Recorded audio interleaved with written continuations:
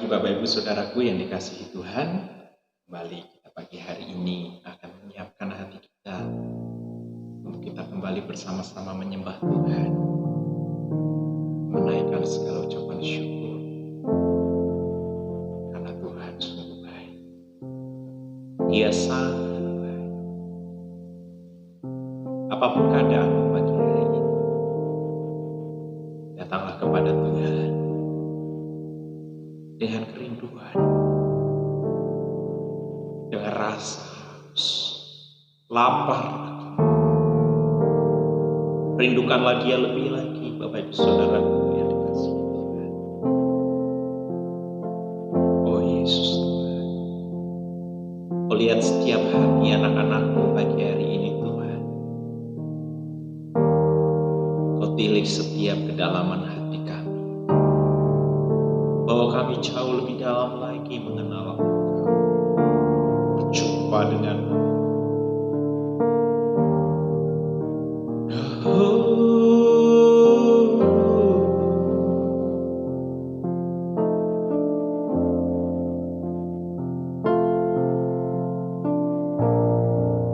Bapakku datang menyembah-Mu di sini. Ku percaya Kau ada bagiku. Katakan bersama-sama, Bapakku datang. Bapakku datang menyembah-Mu di sini.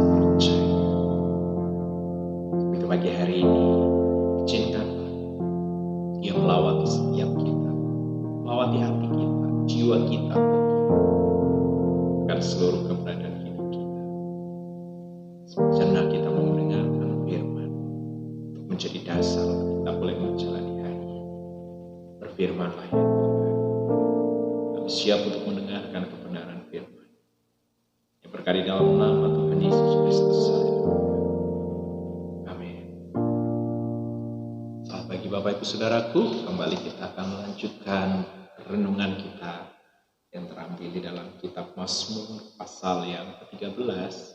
Saya akan membacakan untuk kita semua. Saya akan membacakan di ayat yang ke-6. Ya, Mazmur 13 ayat yang ke-6. Judul perikopnya di sana dijelaskan tentang doa kepercayaan. Ayat 6. Tetapi aku kepada kasih setiamu, aku percaya. Hatiku bersorak-sorak karena penyelamatanmu. Aku mau menyanyi untuk Tuhan, karena Ia telah berbuat baik kepadaku. Perhatikan baik-baik ayat 6 ini. Tetapi aku kepada kasih setiamu, aku percaya, hatiku bersorak-sorak karena penyelamatan. Aku mau menyanyi untuk Tuhan karena Ia telah berbuat baik kepadaku. Bapak ibu saudaraku yang dikasihi Tuhan, ketika kita membaca teks pasal 13 dari kitab Mazmur ini, kita akan mendapati bagaimana luar biasanya iman, kepercayaan dari pemazmur. Kalau kita baca dari ayat 1 sampai ayat yang kelima, kita akan mendapati satu pergumulan yang sangat berat yang sebenarnya sedang dia hadapi. Bukan pergumulan yang ringan, tetapi pergumulan yang sangat berat, yang sangat sulit untuk dia lewati, untuk dia hadapi. Salah satunya adalah bagaimana dia merasakan Tuhan yang dia ikuti, Tuhan yang dia layani, seolah-olah sedang menyembunyikan wajahnya, bahkan melupakan hidup. Kalau kita belajar hidup bersama dengan Tuhan, hal yang paling berat untuk kita jalani bukan saat kita tidak punya uang. Hal yang paling berat yang kita jalani sebagai orang percaya yang mengasihi Tuhan dengan sungguh hati bukanlah ketika kita menghadapi badai masalah persoalan hidup. Hal yang paling berat yang dihadapi anak Tuhan yang sangat mengasihi Tuhan bukan tentang hari depan, masa depan, makan, minum, dan segala kebutuhan-kebutuhan pribadi. Hal yang paling berat dihadapi oleh orang-orang yang mengasihi Tuhan adalah saat Tuhan seolah-olah menyembunyikan dirinya atas hidup kita. Di saat kita biasa membangun hubungan dengan Tuhan, ketika kita masuk dalam hadirat Tuhan, kita memuji, kita menyembah Tuhan, orang-orang yang peka dengan Tuhan, orang-orang yang biasa membangun hubungan dengan Tuhan, saat dia menaikkan pujian, dia akan merasakan Tuhan hadir, ya, aura atau hadirat daripada Tuhan itu terasa dalam kehidupan kita. Kita merasakan kedamaian yang kekal ada dalam hati kita. Kita merasakan suasana yang berbeda saat kita membangun persekutuan dengan Tuhan. Orang-orang yang terbiasa membangun pujian, penyembahan, waktu-waktu bersekutu membaca firman dengan Tuhan, dia akan mengerti bagaimana rasanya ketika Tuhan menolong, membimbing, dia hadir di dalam persekutuannya itu dengan Tuhan. Dia akan bergairah, haus, lapar, bersukacita ketika membaca firman Tuhan, dibuat seolah seperti firman itu sedemikian hidup dalam hati dan kehidupannya ketika dia membaca dan merenungkannya. Saat dia menaikkan pujian penyembahan, ada atmosfer yang luar biasa tanpa terasa, tetesan air mata tanpa terasa, kita meluap di dalam sukacita tanpa terasa, kita menaikkan pujian sedemikian rupa di hadapannya. Tetapi menjadi satu masalah pergumulan bagi orang-orang yang mengasihi Tuhan adalah ketika dia biasa duduk memuji menyembah Tuhan, dia merasakan sepertinya kok nggak ada hadirat Tuhan itu. Kok Tuhan sepertinya nggak menjamah. Kok sepertinya Tuhan jauh. Saat kita membaca firman sepertinya buntu. Tidak ada aura kehidupan di dalam firman itu. Ditambah lagi, hal itu terjadi ketika anak Tuhan itu sedang ada pada titik masalah yang sangat berat. Daud sedang mengalami pergumulan. Dia melihat bagaimana keadaan para musuh ada di sekelilingnya, mengharapkan kehancurannya, mengharapkan kematiannya, mengharapkan kerusakan atas kehidupannya. Bagaimana musuh di sekelilingnya selalu mengawas-awasi kehidupan Daud. Sedangkan Daud hanya punya satu pribadi yang dia percaya. Daud hanya memiliki satu pribadi yang bisa menjadi tempat sandaran dan perlindungan. Kalau kita belajar bagaimana kehidupan Daud, persekutuannya yang luar biasa dengan Tuhan itu. Bisa dalam satu hari 7 kali Daud memuji menyembah Tuhan. Tetapi di titik ini kita melihat satu pergumulan. Seperti Tuhan melupakan dirinya. Kalau kita amati dan perhatikan, kalau pemazmur berkata, "Kau lupakan aku terus menerus," dia merasakan pergumulan ini bukan dalam titik yang pendek, tetapi perjalanan yang panjang. Dia mengalami pergumulan ini. Kita melihat, berapa lama lagi kau sembunyikan wajahmu terhadap aku? Pernahkah Bapak Ibu Saudara bergumul dengan Tuhan seolah-olah Tuhan jauh sekali? Tuhan tidak dengar apa-apa atas setiap seruan kita. Pernahkah kita mengalami pada titik ini? Kecintaannya Daud kepada Tuhan itu luar biasa. Dia menyadari tentang itu semua. Betapa beratnya hidup ketika seolah Tuhan jauh dari hidupnya. Melebihi dari dia kehilangan segala sesuatu yang dia miliki. Itu seharusnya perasaan yang sama juga kita miliki sebagai orang-orang yang mengasihi Tuhan. Saat kita menjalani hari ini, tanpa sepertinya Tuhan tidak berbicara dengan kita baik melalui firman maupun saat kita sedang berdoa, itu seharusnya menjadi satu titik kegelisahan kita. Kenapa Tuhan seolah jauh? Jangan kita lalui hari ini tanpa kita mengerti apa yang menjadi mau Tuhan dalam hidup kita, tanpa Tuhan berbicara atas hidup kita melalui firman atau melalui persekutuan-persekutuan kita atau melalui hal-hal yang lain. Daud di titik ini dia menyerukan, bahkan dia berkata, "Tuhan, pandanglah kiranya." Dia terus berseru kepada Tuhan, "Jawab aku ya Tuhan Allahku, buatlah mataku percaya, supaya jangan aku tertidur dan mati. Supaya musuhku jangan berkata, aku telah mengalahkan dia dan lawanku bersorak-sorai, aku goyah." Tapi perhatikan ayat 6. "Tetapi aku, kepada kasih setiamu, aku percaya." Di tengah kondisinya, di dalam titik terendah hidupnya, tidak ada jalan lain selain dia memperkatakan dengan mulutnya, dengan hati dan imannya. Oleh karena pengalaman dan pengenalan dia akan Tuhan, dia ada dalam kondisi masalah. Dia belum keluar dari yang namanya pergumulan.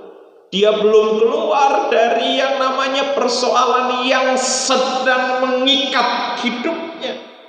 Tetapi dia membangun imannya kepada Tuhan. "Tetapi aku kepada kasih setiamu, aku percaya." Dia kuatkan hatinya. Dia teguhkan imannya. Dia perkatakan firman kepercayaannya bahwa aku hanya berharap dan percaya kepada kasih setiamu. Sekalipun aku dalam masalah yang berat ini, kata Daud, hatiku bersorak-sorak karena penyelamatan. Apakah dia ketika berkata hatiku bersorak-sorak karena penyelamatan, dia sudah ditolong Tuhan? Belum. Tetapi dia sedang membangun kepercayaannya. Oleh karena dasar kasih setia Tuhan. Dia sudah mengalami kesetiaan Tuhan sekian lama. Tuhan kemarin tolong, kemarinya lagi tolong, kemarinya lagi tolong, kemarinya lagi tolong. Kesetiaan Tuhan dia ingat. Kalau kemarin dia tolong, ini juga Tuhan pasti tolong. Seharusnya perkataan negatif yang keluar. Kenapa Tuhan? Tetapi dia mengambil langkah iman. Dan ia berkata, hatiku bersorak-sorak karena penyelamatanmu. Aku mau menyanyi untuk Tuhan karena ia telah berbuat baik kepadaku. Dalam titik pergumulan itu, dia belum melihat kebaikan Tuhan. Tapi dia memperkatakan iman karena dasar pengalamannya dengan Tuhan. Kemarin Tuhan tolong, dia baik buat saya.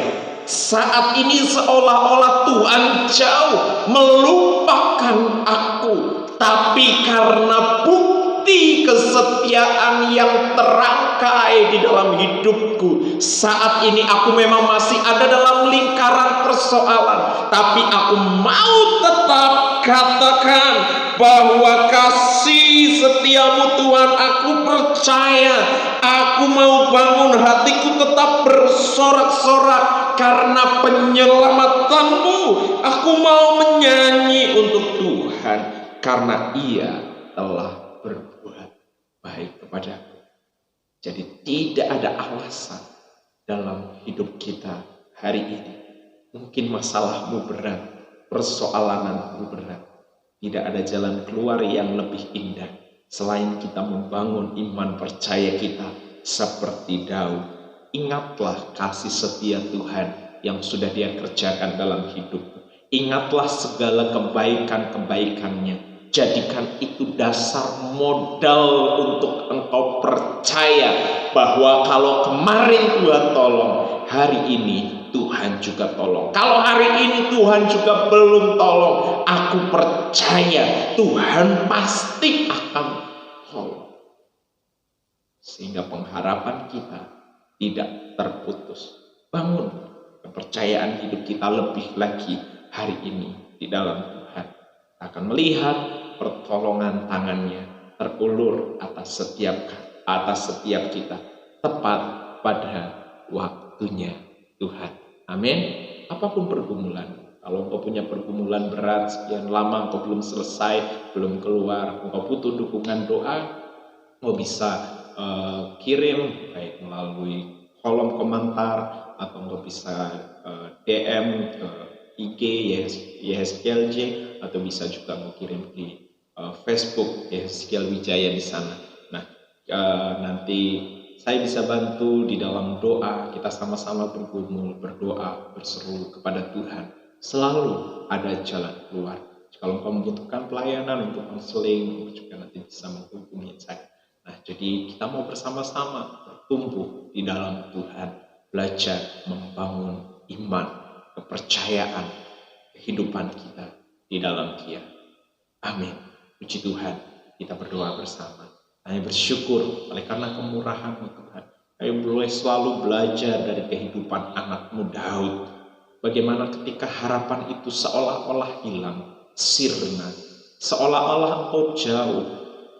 Engkau tidak terjangkau oleh perasaan, oleh pengalaman. Tidak terjangkau oleh seruan. Bahkan tangan-Mu sepertinya sangat jauh untuk menolong kami. Dan kami belajar dari kehidupan Daud. Bagaimana Daud tetap membangun imannya, membangun kepercayaannya kepada Engkau. Dia tetap berdiri teguh di dalam kepercayaannya. Kalau Tuhan pasti akan menolongnya. Begitu juga atas hidup kami.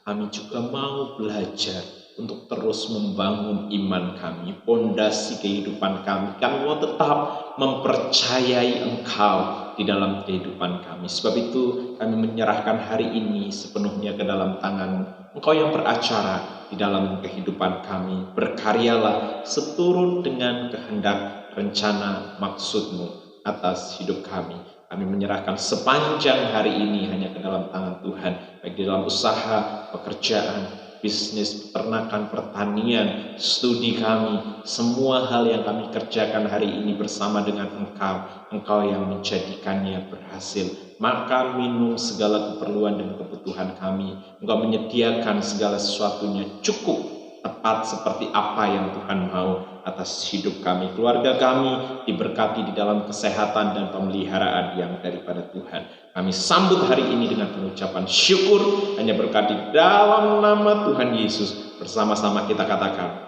amin. Terpujilah Tuhan.